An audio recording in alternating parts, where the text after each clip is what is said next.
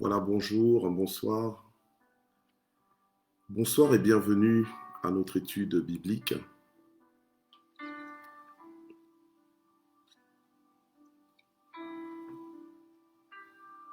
Voilà, bienvenue à notre étude biblique. On est mercredi 13 janvier 2021. Nous sommes ensemble pour une bonne demi-heure d'étude biblique. La dernière fois, nous avons étudié la place de la mission dans le corps du Christ, ou dans la vie du Fils de Dieu, ou de la fille de Dieu. Et aujourd'hui, nous allons voir ensemble la place de la foi. La place de la foi dans la vie du Fils de Dieu, de la fille de Dieu. Que Dieu vous bénisse. Merci de vous connecter ce soir à notre étude biblique. Nous allons prier ensemble et tout de suite nous allons entamer notre étude biblique. Donc nous allons voir la place de la foi dans la vie du Fils de Dieu. Donc le titre de cette étude biblique, c'est juste la place de la foi. La place de la foi. Voilà.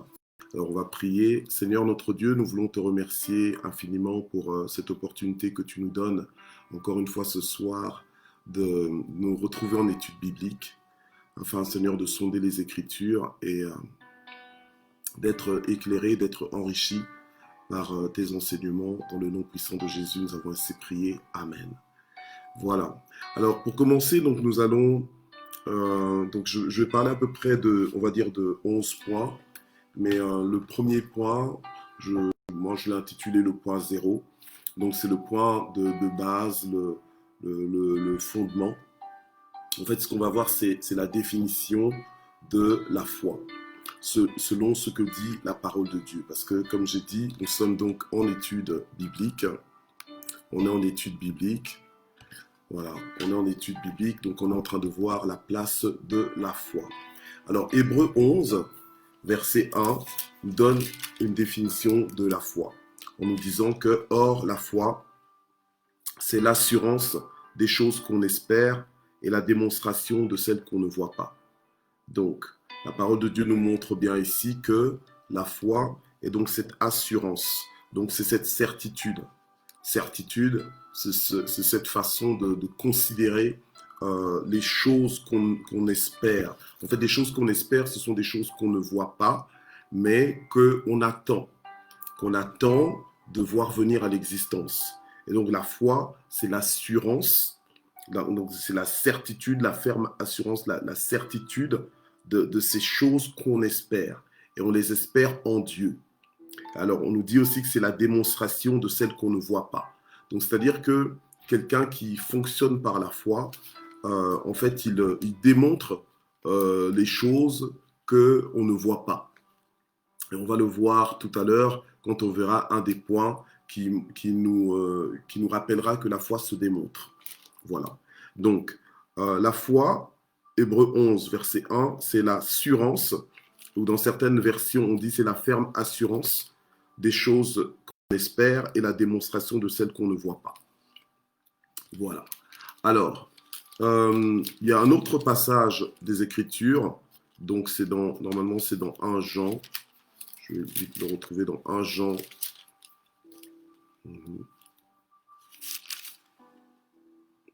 1 Jean au chapitre 5, verset 4, qui nous dit qui nous dit ceci, parce que tout ce qui est né de Dieu triomphe du monde. Et voici la victoire qui triomphe du monde, c'est notre foi. Donc, on a vu que la foi, Hébreux 11, 1, c'est l'assurance des choses qu'on espère. Donc, en fait, c'est la certitude, c'est la pleine conviction des choses qu'on espère en Dieu et grâce à Dieu. Et c'est la démonstration de celles qu'on ne voit pas. Donc, les choses que tu espères, tu ne les vois pas, mais comme tu opères avec Dieu, tu opères par la foi, par cette justement assurance des choses qu'on espère. Alléluia. Donc, tu vas finir par le voir. En fait, ta foi va démontrer ces choses. Alors, maintenant, dans 1 Jean, chapitre 5, verset 4, on nous définit encore la foi comme étant la victoire qui triomphe du monde. La victoire qui triomphe du monde, c'est notre foi en Dieu. Amen. Donc la foi, c'est aussi la victoire qui triomphe du monde. Quand on dit que triomphe du monde, c'est-à-dire de tous les challenges que ce monde peut nous apporter, peut nous présenter, eh bien c'est la foi qui nous fait triompher de toutes ces choses. Donc si nous considérons la foi telle qu'elle est réellement, puisque la Bible nous dit que c'est la victoire qui triomphe du monde, donc nous sommes, si nous opérons par la foi, nous sommes destinés donc à triompher du monde, à triompher de tous les challenges, de tous les défis de ce monde. Voilà, gloire au Seigneur. Donc ça, c'était le point 0, donc de la définition biblique de la foi que j'ai un petit peu amplifié pour nous expliquer ce que cela veut dire. Si jamais vous avez des questions, vous pouvez toujours les mettre en commentaire. Si je peux, pendant l'étude, j'essaierai d'y répondre. Mais, ou alors vers la fin de l'étude, si jamais on a un peu de temps, je peux répondre directement. D'accord? Ok. Alors, le premier point, donc là c'est le point 0. J'ai dit qu'il y a 11 points. Et là maintenant on va passer du premier point au 10e point. D'accord? Et le premier point, donc je vais donner des principes qui concernent la foi. Parce qu'on est en train de voir la place de la foi, en fait, dans la vie du Fils de Dieu, dans la vie de la fille de Dieu. Donc la première chose qu'on vient de voir dans le point 0, c'est la définition de la foi, la définition biblique, ce que la Bible en dit. D'accord?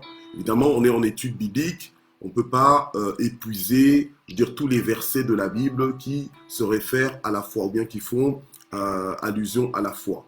On ne va pas tous les citer, on ne va pas tous les lire, on va lire quelques-uns que j'ai sélectionnés. Alors, maintenant, on est dans le premier point, le premier principe, c'est que la foi est visible. La foi se remarque et elle se fait remarquer par Dieu. Donc, quelque part, elle est visible. Elle est visible quand Dieu voit la foi, quand la foi se manifeste, quand la foi est activée, eh bien, Dieu le remarque. Donc, la foi est donc visible, elle est aussi audible.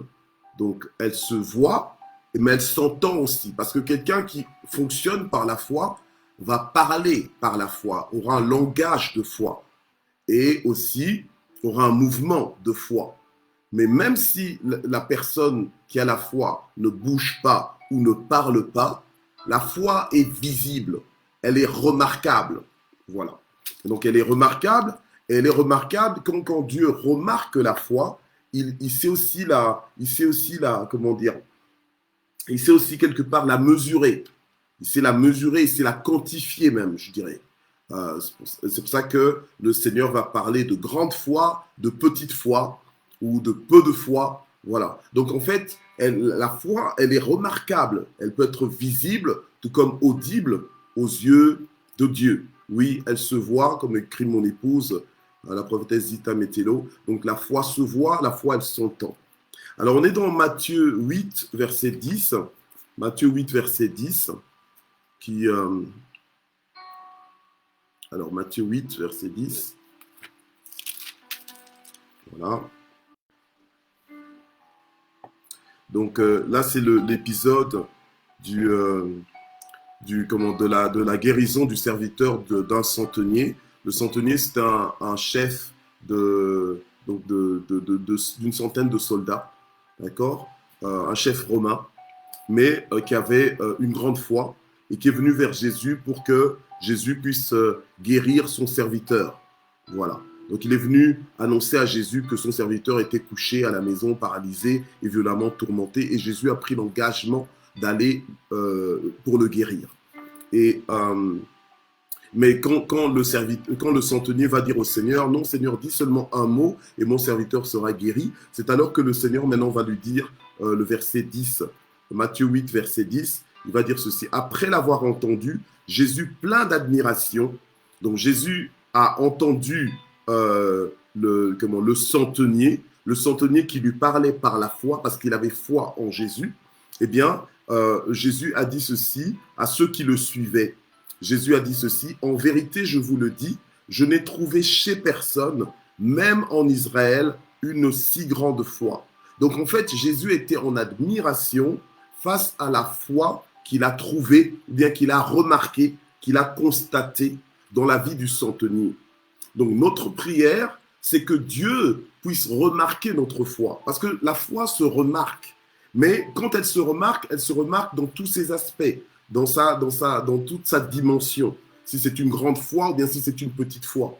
Et le Seigneur pouvait dire qu'il n'a il n'a pas vu une telle qualité de foi, une telle grandeur de foi. Il ne l'a pas vu ailleurs, même pas en Israël. Parce qu'il est d'abord venu pour le peuple d'Israël, ensuite pour les nations. Alors, maintenant, le Seigneur Jésus qui dit que même en Israël, il n'a pas vu une telle foi. Donc, en fait, le centenier s'était vraiment distingué par la qualité de sa foi. Voilà, il s'est distingué aux yeux de Dieu. Donc, quand nous nous approchons de Dieu, et même, lorsque nous vivons notre vie de tous les jours, Dieu remarque notre foi. Il sait voir qui a la foi. Donc, ça ne sert à rien de faire du bruit pour faire du bruit. En fait, ce qui attire l'attention de Dieu, ce n'est pas le bruit comme tel. Donc, il ne faut pas croire parce que tu es quelqu'un qui, quand tu pries, tu fais beaucoup de bruit, que ça veut dire que tu as la foi. Non, la foi ne se manifeste pas forcément par le bruit, ni par le silence. Mais quand tu es animé de foi, quand tu opères par la foi, quand tu as activé ta foi dans ta vie, eh bien, Dieu le remarque. Dieu le remarque. Alléluia. Amen. Dieu le remarque. Et donc, Dieu avait remarqué la foi du centenier. Il a dit qu'il n'a pas trouvé une foi aussi grande, une si grande foi. Voilà. Alors, on est dans Luc maintenant, Luc 5. On va dans Luc 5. Luc 5. On est dans Luc 5 au verset... voilà. On est dans Luc 5. C'est un passage, on va lire le verset 20. Hein. Luc 5, verset 20. Voilà. OK. Donc, ici, dans ce passage, c'est le passage que moi j'aime bien appeler le passage des creuseurs de toit. Donc, en fait, ce paralytique qui était un homme donc paralysé et qu'on cherchait à faire entrer dans la présence de Jésus, mais comme il n'y avait pas moyen de le faire entrer, les hommes qui le portaient, ils sont passés sur le toit et ils ont fait descendre par une ouverture, ils ont creusé le toit, ils ont fait descendre par une ouverture le paralytique avec son lit au milieu de l'assemblée, donc devant Jésus. Et la Bible nous dit qu'en ce moment-là, donc Luc 5, verset 20, voyant leur foi. Donc en fait, vous voyez que pendant qu'ils étaient en train de faire descendre ce paralytique sur son lit pour qu'il arrive à Jésus-Christ, eh bien, le Seigneur a vu leur foi. Donc la foi, elle est remarquable. Elle est remarquable, elle peut être visible, tout comme elle peut être audible. Mais là, par le mouvement de ces gens, par leur comportement, ce que le Seigneur a vu, ce que le Seigneur a constaté, c'était leur foi. Et quand le Seigneur voit la foi, il comprend si cette foi, elle espère en quoi. Cette foi, qu'est-ce qu'elle attend. Donc, vous voyez qu'il y a quand tu as la foi, même si tu ne prononces pas cette foi, entre guillemets, en prière, mais rien que le fait d'avoir cette foi, même si tu ne le dis pas comme ça avec des mots, ou bien tu ne te mets pas en position de prier, par exemple à genoux ou quoi, mais Dieu voit ta foi. Maintenant, je ne dis pas qu'il faut juste te contenter de ça, non. Tu as la foi, avoir le langage de la foi, le mouvement de la foi. Donc, prier quand il le faut parce que tu as la foi. Alléluia. Amen. Mais il faut savoir que cette foi, elle est remarquable par Dieu. Alléluia. Amen. Et quand Dieu voit ta foi, Dieu peut être en admiration par rapport à ta foi. Donc, il y a des circonstances que le Seigneur peut permettre dans ta vie. C'est pour justement que tu saisisses cette occasion pour manifester à Dieu ta foi, qui voit ta foi. Alléluia. Amen.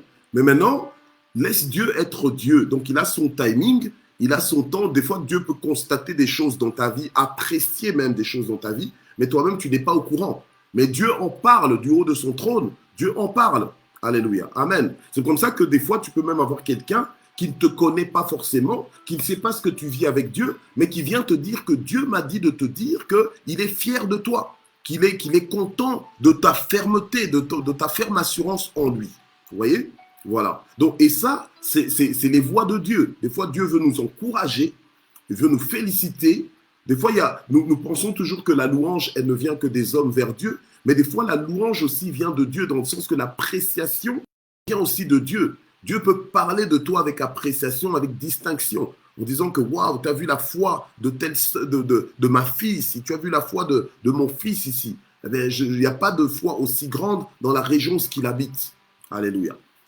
Donc voilà. Alors maintenant, ce n'est pas que tu entres en compétition avec les autres pour montrer qui a la plus grande foi. Non. Là, cette foi-là, c'est par rapport à toi-même, c'est par rapport à tes circonstances. Et, vous voyez, le centenier, lorsqu'il est allé vers Jésus, il croyait fermement que Jésus pouvait guérir son serviteur sans pour autant devoir se déplacer. Vous voyez? Alors, toi, peut-être que tu peux avoir foi en Dieu, mais à condition qu'il y ait telle situation, telle modalité qui soit réunie. Donc voilà, par exemple, tu vas dire, oui, je crois que Dieu peut pourvoir à mes besoins, mais si j'ai du travail, par exemple, ou bien non, je crois que, que je pourrais arriver à ceci, mais à condition que j'ai déjà un prérequis. Vous voyez? Tandis que le centenier, il aurait pu se dire, ah oui, ben c'est bien Seigneur Jésus, quand tu arriveras dans ma maison, c'est en ce moment-là qu'il sera guéri, après que tu aies prié. Or, le centenier a dit à Jésus, non, je ne suis pas digne que tu viennes jusqu'à chez moi. De là où tu es, tu peux donner un ordre et tu dis simplement un mot et mon serviteur sera guéri. Parce que moi-même, j'ai des soldats qui sont sous mes ordres. Quand je dis quelque chose, ils exécutent ce que je dis. Donc en fait, il avait vraiment cette foi, cette vision, et c'est ça qui a plu au Seigneur. Ok? Alors, deuxième point, c'est que la foi se mesure.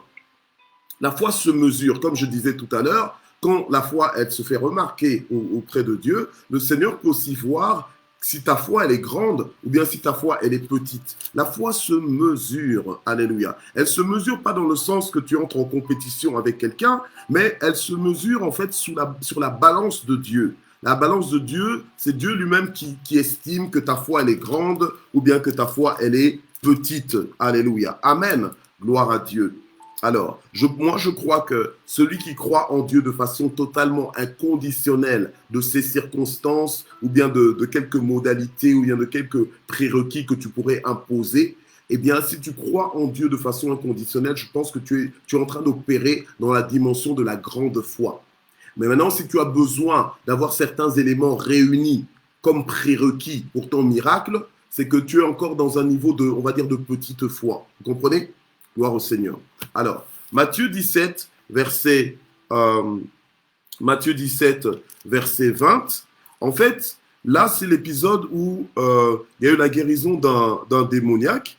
Et en fait, il y avait un père qui avait emmené, un homme qui avait emmené en fait son enfant, son fils aux disciples, mais les disciples n'ont pas pu le guérir. Et donc finalement, le papa, il a escaladé, il est allé vers Jésus-Christ. Vous voyez, quand j'ai escaladé, c'est-à-dire que vu que les disciples de Jésus n'ont pas pu apporter la solution à sa situation, il ne s'est pas relâché dans sa foi. Il a persévéré et il est allé plus haut. Il est allé carrément vers Jésus-Christ, vers le Maître. Et dès qu'il est allé vers Jésus, Jésus a apporté la solution. Et les disciples se sont étonnés et ils se sont posé la question, pourquoi est-ce qu'ils n'ont pas pu guérir cet enfant? Et c'est là que Jésus va leur dire qu'en fait qu'ils étaient incrédules et le Seigneur va leur dire au verset 20, c'est à cause de votre petite foi, leur dit Jésus. En vérité, je vous le dis, si vous avez de la foi comme un grain de moutarde, vous direz à cette montagne, transporte-toi d'ici et elle se transportera et rien ne vous sera impossible. Donc normalement, celui qui opère dans la grande foi, eh bien, pour lui, dans sa mentalité, dans sa conception, dans ses considérations, en fait, tout est possible et rien ne lui est impossible. Alléluia. Amen. Gloire à Dieu. Alors, celui qui marche par la foi ne le pense pas seulement, ne le dit pas seulement, mais il y croit pleinement. Vous voyez? Donc, il y a des gens qui ne sont pas en accord avec leur langage, qui ne sont pas en accord avec leurs paroles. Ils peuvent dire des choses, mais leur cœur n'est pas en harmonie avec ce qu'ils disent. Et il ne faut pas que ce soit comme ça dans la foi. Dans la foi, quand tu parles, tu dois aussi croire. Ton cœur aussi doit être pleinement dans ce que tu es en train de dire. OK? Donc, premièrement, j'ai dit que la foi, elle se fait remarquer par Dieu, donc elle est visible ou bien audible. Et la foi aussi, elle se mesure. Donc, tu peux opérer dans une petite foi. Et donc, dans la petite foi, tu as la foi, mais tu n'as pas les résultats. Tandis que quand tu opères dans la grande foi, normalement, tu as les résultats. Et quand vous lirez par vous-même ce passage de Matthieu 17, vous allez vous rendre compte que le Seigneur a même fait des reproches à ses disciples en leur disant, mais jusqu'à quand je serai avec, jusqu'à quand vous supporterai-je? Je ne serai pas toujours avec vous. Donc, il faut que vous puissiez grandir, vous élever à cette dimension de grande foi. Amen. De foi à résultat. Alors, troisièmement, la foi sauve. La foi sauve, la foi délivre, la foi déclenche des miracles. Donc, c'est comme ça que la place de la foi, elle est importante dans la vie du Fils de Dieu, parce que c'est par le canal, par le truchement, pour parler français, par le truchement, par le canal de la foi, que nous pouvons arriver à notre salut, à notre délivrance et à nos solutions miracles. Alléluia. Parce que c'est la foi qui déclenche les miracles. Alors, on est dans Marc, chapitre 5, verset 34. Marc 5, verset 34. Gloire au Seigneur. Alléluia. Voilà. OK. Alors, dans Marc 5, verset 34, Jésus va dire à une femme qui est venue vers Jésus, sans pour autant interpeller Jésus directement, mais elle est venue, j'ai envie de dire, quasiment par derrière, parce qu'elle avait entendu parler de Jésus, et elle est venue dans la foule, comme dit la Bible au verset 27, par derrière, et elle toucha son vêtement. Pourquoi? Parce qu'elle se disait en elle-même, si seulement je peux toucher ses vêtements, eh bien je serai guérie. Donc elle avait la foi. Elle avait cette ferme assurance des choses qu'elle espérait. Elle a eu la démonstration de ce qu'elle ne voyait pas encore, mais qu'elle a vu. Alléluia, parce qu'elle avait la foi. Amen. Et donc, elle est venue auprès de Jésus, elle a touché le pan de la robe de Jésus, au point que Jésus a demandé, mais qui m'a touché? Et les disciples ont dit, mais attends, mais tu as la foule qui te presse de partout et tu poses la question de qui m'a touché? Mais or, le Seigneur savait qu'il y a quelque chose qui s'était passé, que la foi venait de délivrer quelqu'un, que la foi de quelqu'un, pas la foi de Jésus, mais la foi du bénéficiaire d'un miracle, venait de tirer le miracle du corps de Jésus. Alléluia. Parce que cette femme, justement, elle croyait que si elle peut simplement toucher le pan. Donc, vous voyez qu'il y a des mouvements de foi. Ce n'est pas, faut sortir de la vie de l'uniforme. Donc, se dire que non, je dois être en uniforme comme tout le monde. Non. Cette femme-là, tout le monde touchait Jésus, mais tout le monde ne touchait pas Jésus avec la foi comme elle. Elle n'était pas dans l'uniforme. Elle n'était pas dans l'ordinaire. Elle s'est démarquée. Alléluia. Amen. Elle a touché Jésus et alors la Bible nous dit donc au verset 34 parce que quand le Seigneur a regardé autour de lui pour voir celle qui avait fait cela, la femme effrayée, elle est venue se jeter aux pieds de Jésus et lui a dit toute la vérité. Donc lui a dit tout le processus dans lequel elle est parvenue à son miracle. Parce que quand elle a touché le pan de la robe de Jésus, donc le tissu de la blouse de Jésus, eh bien, elle a senti, elle a reçu son miracle, elle a compris tout de suite, elle a vu un changement dans son corps. Et Jésus aussi a senti qu'il y a quelque chose qui venait de se passer. C'est la foi. La foi sauve, la foi délivre, la foi déclenche les miracles. J'ai même envie de dire la foi enclenche les miracles. Alléluia. Amen. Donc en fait, te connecte à ton miracle. Amen. Alors, c'est comme ça que le Seigneur lui a dit, ma fille, ta foi t'a sauvée. Alléluia. Donc, ma fille, ta foi t'a sauvée. Va en paix et sois guérie de ton mal. Donc, c'est-à-dire, reste en permanence dans cette guérison de ton mal, du mal que tu avais. Alléluia. Mais le Seigneur lui a fait comprendre que sa foi là a été une clé pour déclencher son miracle. Donc, c'est à nous d'activer d'activer notre miracle en activant en fait notre foi, en démarrant notre foi. Amen. Gloire au Seigneur. Donc nous avons intérêt à opérer en mode foi. Bien aimés, si nous n'arrivons pas à terminer tous nos points aujourd'hui, nous terminerons la prochaine fois. D'accord? Promesse. Alors, on est dans acte 3, verset 16. Acte 3, verset 16. La Bible nous dit, dans acte 3, verset 16, c'est la guérison d'un boiteux par les paroles de foi de Pierre et de Jean. On est dans notre troisième point ici, qui nous dit que la foi sauve, la foi délivre, la foi déclenche des miracles. Ok? Alors, au verset 16, on nous dit, c'est par la foi en son nom que son nom même a rendu fort cet homme que vous voyez et connaissez. C'est la foi en Jésus qui lui a donné ce complet rétablissement en présence de vous tous. Donc, la foi n'est pas quelque chose à négliger. La foi est quelque chose, est une assurance que nous devons activer. Et la Bible nous dit que la foi vient de ce qu'on entend, et ce qu'on entend, c'est la parole de Christ. Donc, c'est la parole de Dieu. Donc, nous devons nous alimenter de la parole de Dieu afin d'activer, de réveiller notre foi. Alléluia. Et pour que notre foi puisse nous sauver, pour que notre foi puisse, quand je dis nous sauver, donc apporter des solutions dans notre vie, apporter le secours dans notre vie, pour que notre foi puisse nous délivrer. Quand je dis délivrer, ce n'est pas simplement la délivrance des démons, mais c'est-à-dire nous faire sortir des pièges de l'ennemi, nous faire sortir des pièges des êtres humains, donc de nos ennemis visibles, alléluia, et même de nos ennemis invisibles. C'est la foi qui va venir faire déclencher des miracles.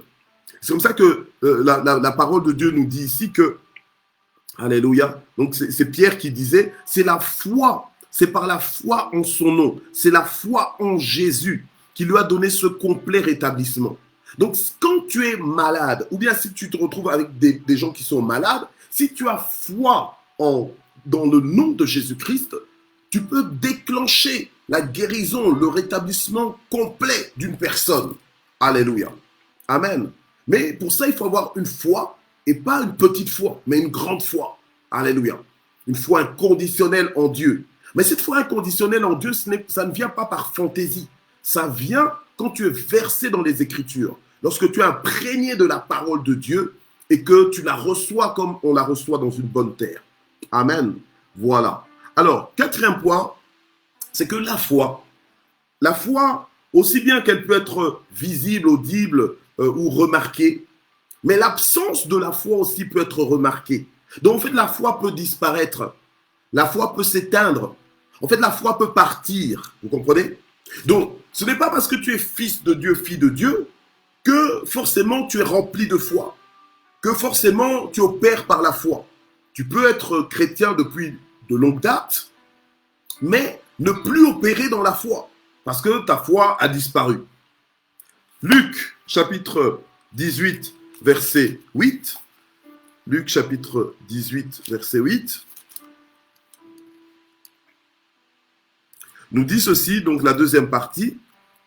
Donc Luc 18, verset 8b, donc deuxième partie. Mais quand le Fils de l'homme viendra, trouvera-t-il la foi sur la terre? C'était carrément un questionnement, c'était une question, un challenge que Jésus a libéré. Alléluia, amen. En disant, mais quand je reviendrai, est-ce que je trouverai encore la foi sur la terre? Donc, ça veut dire que la foi peut disparaître. Alléluia. Amen.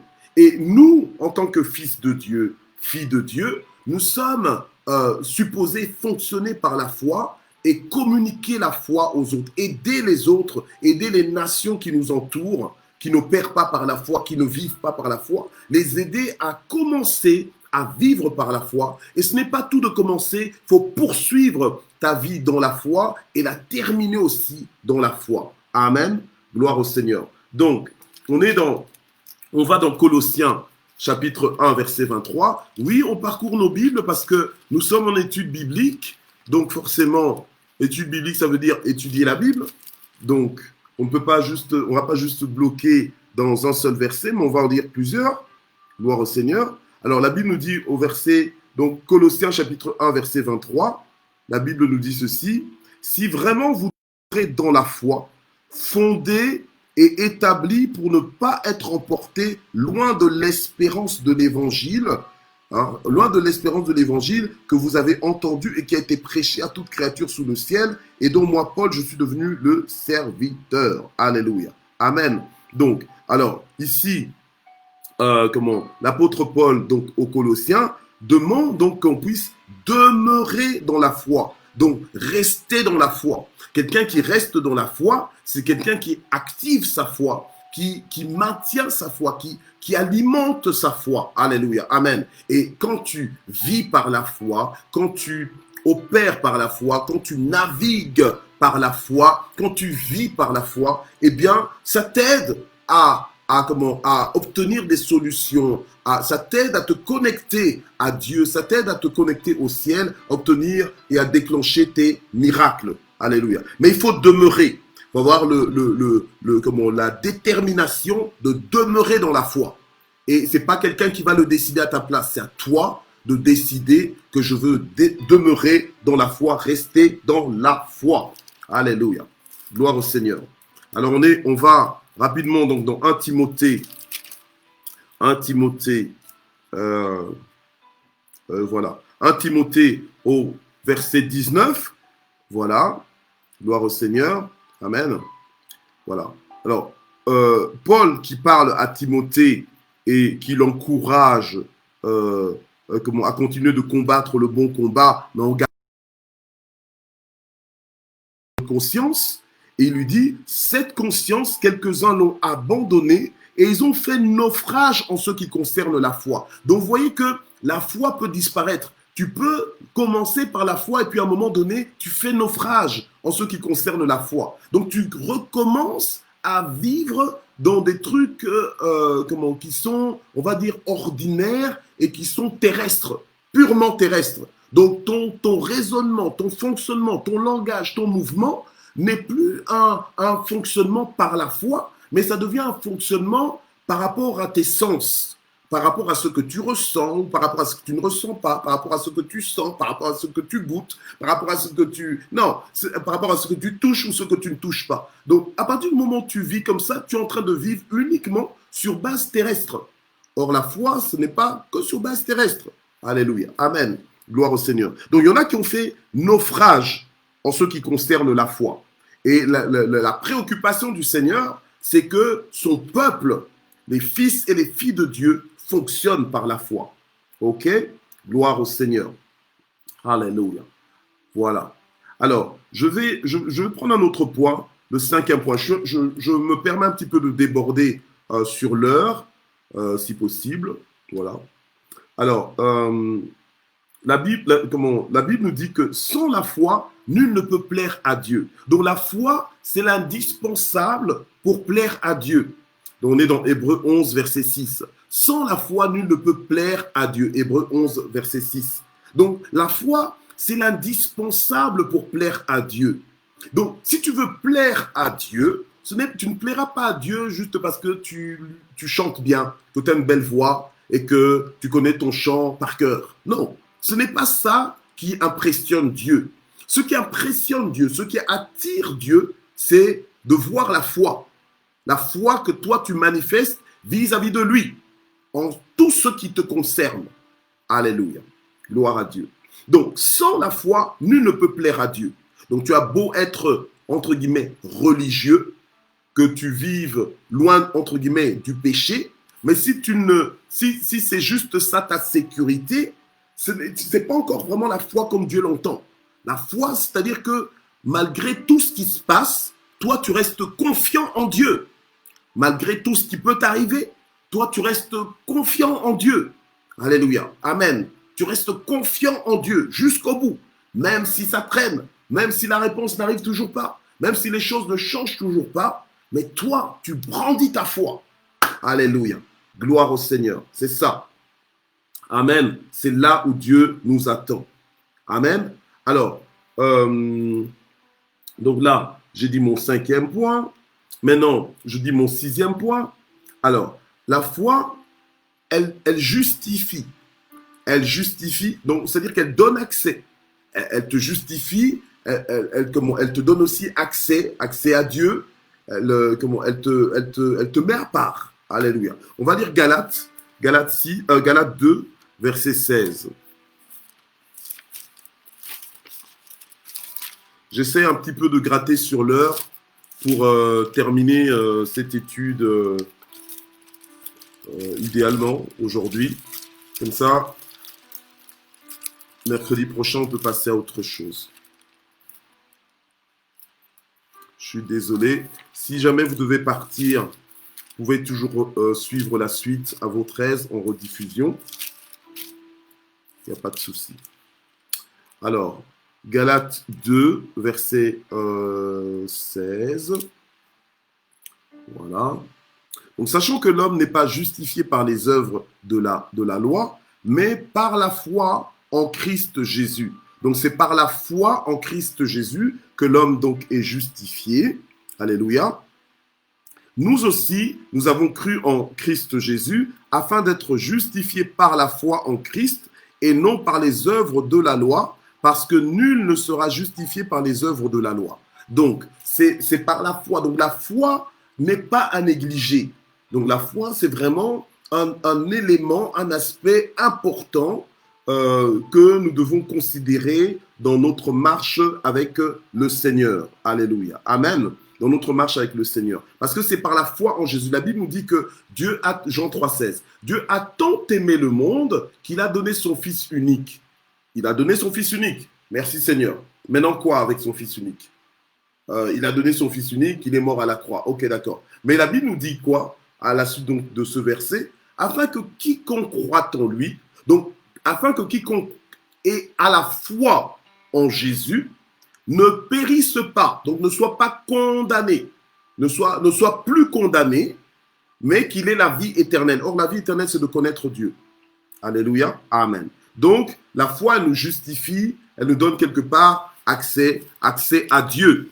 Alléluia.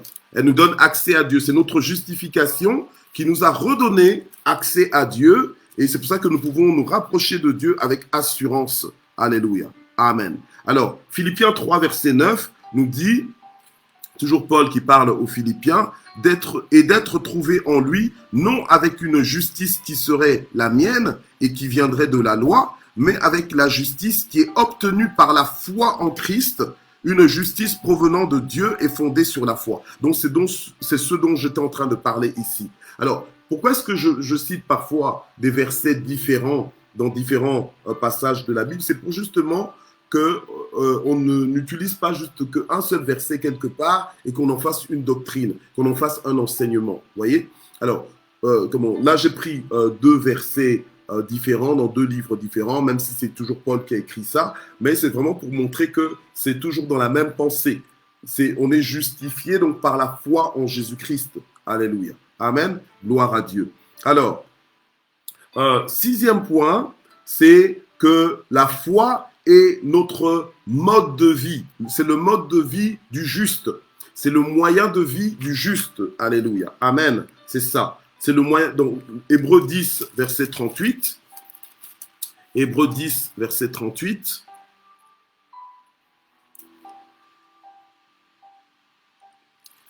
J'ai presque eu envie de dire, si quelqu'un l'a trouvé, qu'il me le lise. Ok. Donc, Hébreux 10, verset 38, nous dit « Et mon juste vivra par la foi. Mais s'il se retire, mon âme ne prend pas plaisir en lui. » Vous voyez? Donc, tout à l'heure, j'avais dit que la foi peut disparaître. Donc, on peut faire naufrage au niveau de notre foi. On peut se retirer de la foi. Et ici, la Bible nous dit que mon juste vivra par la foi. Donc, nous sommes tous appelés à vivre par la foi. Et vivre par la foi, c'est pas simplement parce que tu n'as pas d'argent que tu t'attends à Dieu. Ce n'est pas ça. Il n'y a pas que ça, parce qu'il y a des gens, des fois, qui sont orgueilleuses, qui se vantent, orgueilleuses, enfin, qui se vantent, voilà, donc qui sont, allez, je veux dire, qui croient qu'ils sont en train de vivre par la foi simplement parce que ils n'ont pas d'argent, ils n'ont pas de ressources financières, et que là, comme ils sont en train de vivre en dépendant de Dieu, c'est ça qu'ils appellent vivre par la foi. Non, vivre par la foi, c'est dans tous les aspects de ta vie. Alléluia. C'est vivre confiant en Dieu. Alléluia. Amen. Donc, mon juste vivra par la foi. Donc, c'est ça le mode de vie, le moyen de vie du juste. C'est toujours par la foi. Gloire à Dieu. Alléluia. Gloire au Seigneur. Alors, un autre point, c'est que la foi, c'est une protection. La foi est une protection. On est en train de voir la place de la foi dans la vie du Fils de Dieu. La foi est aussi une protection. Alors, on va dans Éphésiens 6, verset 16. Déjà, on a vu que par la foi en Christ Jésus, on a été justifié. Mais on va voir qu'est-ce que nous dit Éphésiens, chapitre 6. Voilà. Et le verset 16.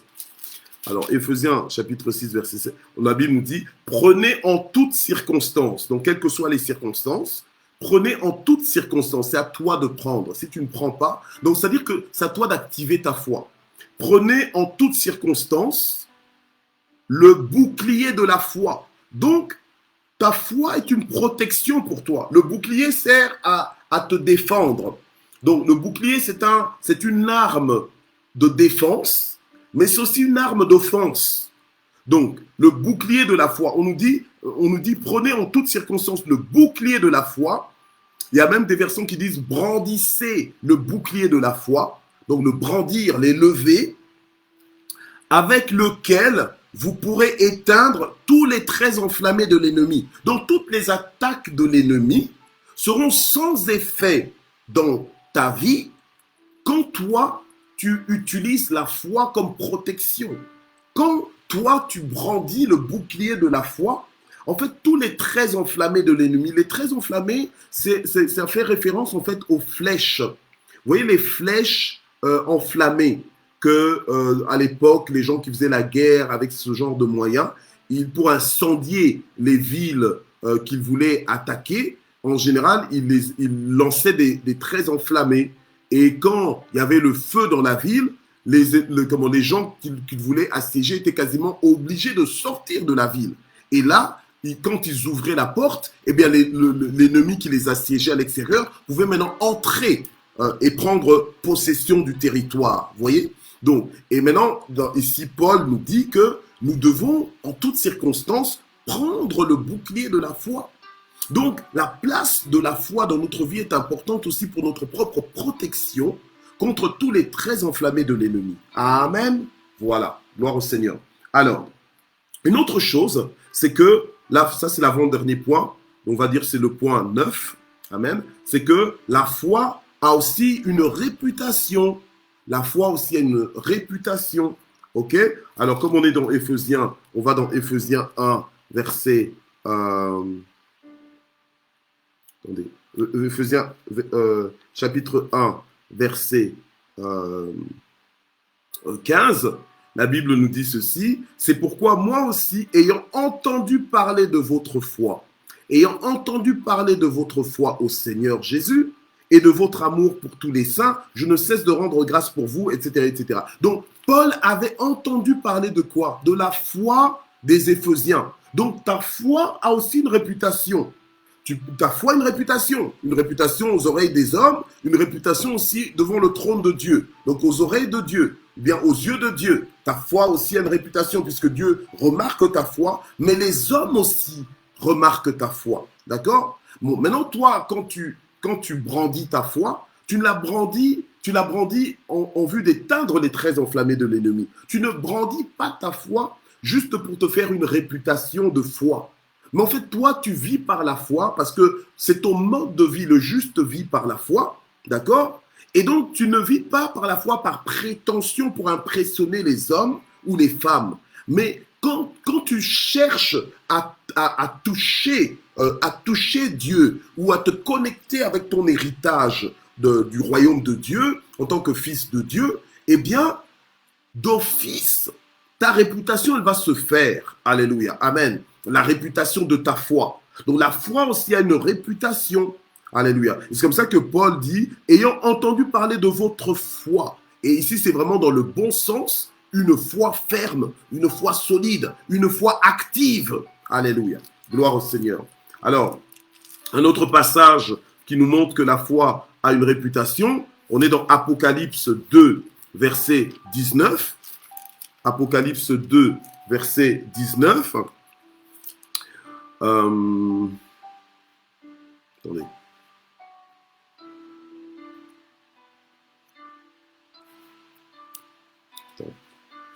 Je pense que j'ai peut-être pas mal copié la référence. Enfin, c'est un... Je vais essayer vite de retrouver là.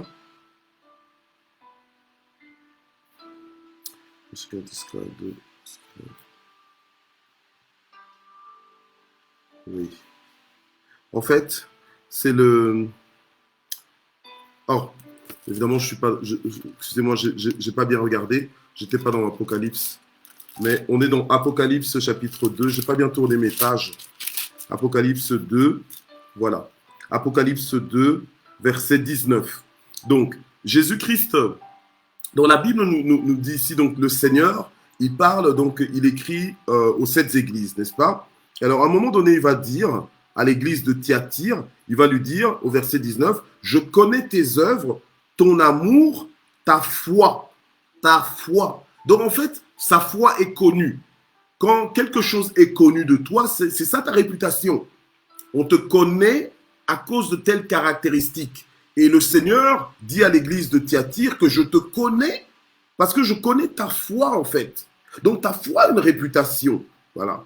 Donc je connais tes œuvres, ton amour, ta foi, ton service, ta persévérance et les dernières œuvres plus nombreuses et tes dernières œuvres plus nombreuses que les premières. Donc en fait, le Seigneur voulait dire à l'église de Thyatire, je te connais parfaitement, je sais tout de toi, même la qualité de ta foi, la dimension de ta foi, le développement de ta foi, je sais, je connais ça.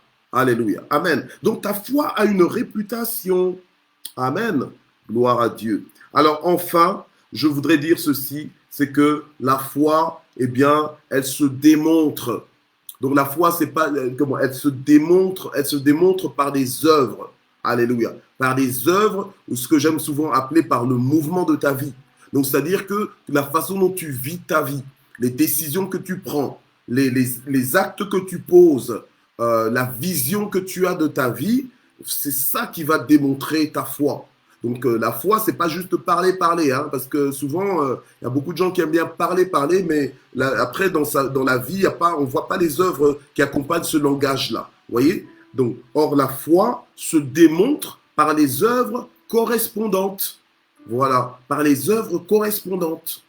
Alors, et là, on termine avec Jacques, chapitre 2, verset 18.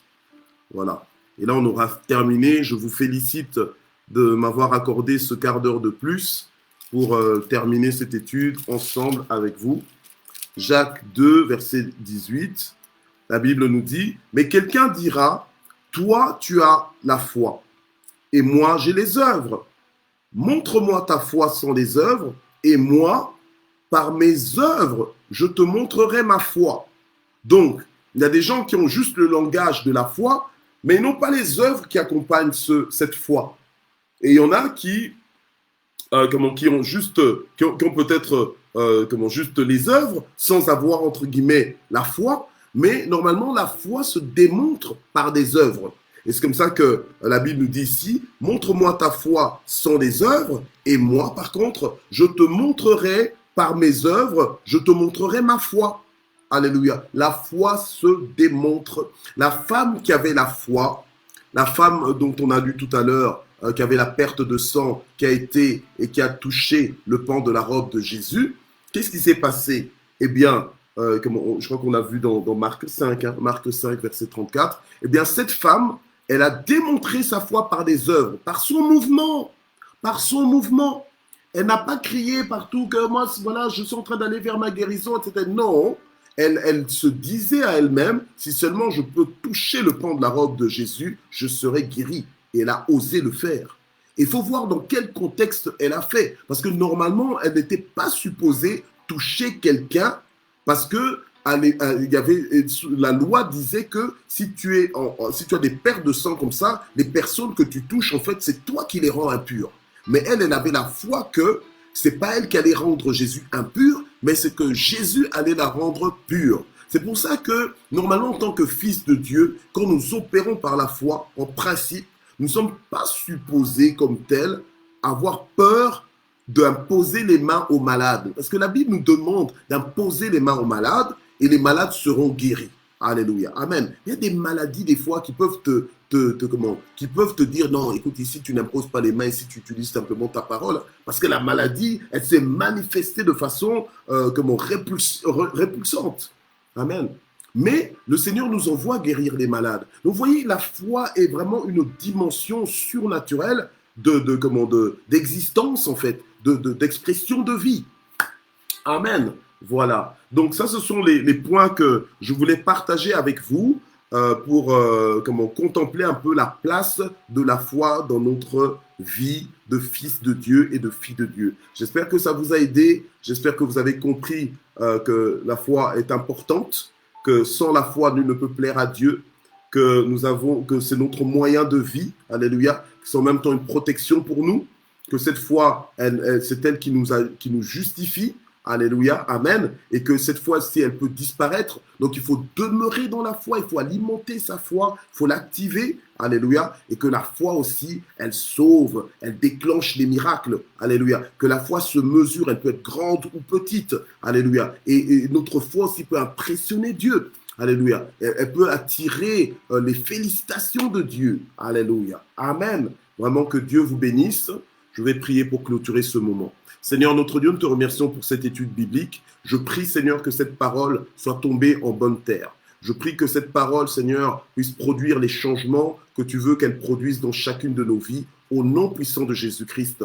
Que nous puissions opérer par la foi. Seigneur, que notre foi soit activée, Seigneur, en notre Dieu, et que notre désir de lire ta parole, de nous nourrir, de nourrir notre âme par ta parole puisse davantage grandir, afin que ta parole produise en nous la foi, une foi qui t'honore, une foi qui te plaît, une foi qui t'est agréable. Au nom puissant de Jésus, j'ai ainsi prié. Amen. Que Dieu vous bénisse. On se donne rendez-vous mercredi prochain pour une autre étude biblique. Au revoir.